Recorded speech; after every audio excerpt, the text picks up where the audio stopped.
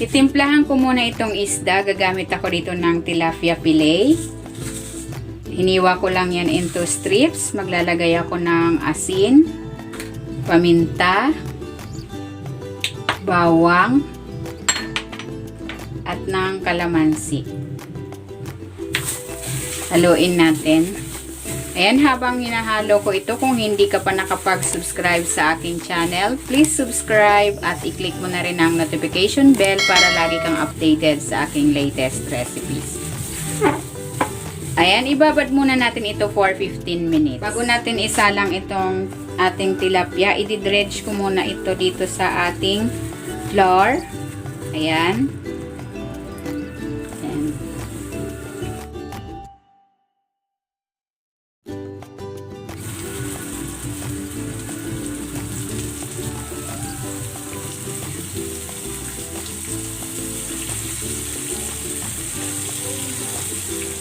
Baliktarin na natin.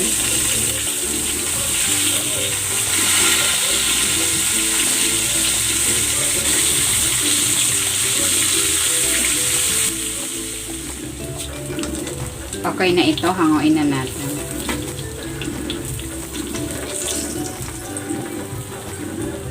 I-prepare naman natin itong ating sauce. Maglalagay ako ng toyo, oyster sauce.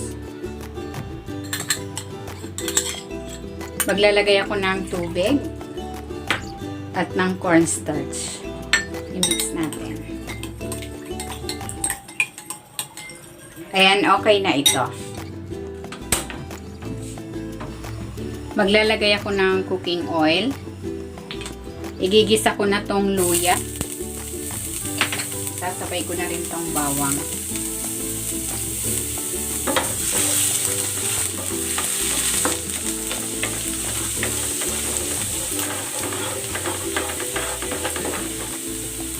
Ilalagay ko na rin tong sibuyas at ang bell pepper.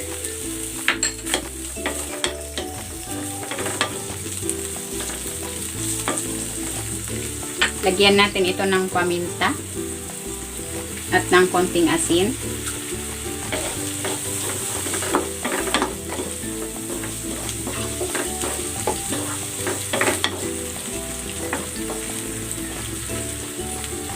At ilalagay ko na dito yung prinito nating tilapia.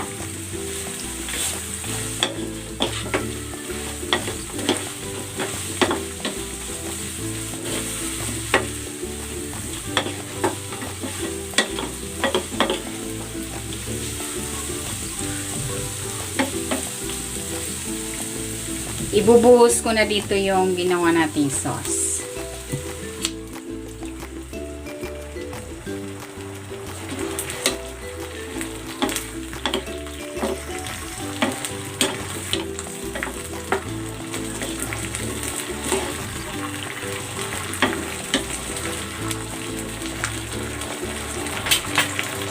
And then, ilalagay ko na itong onion leeks.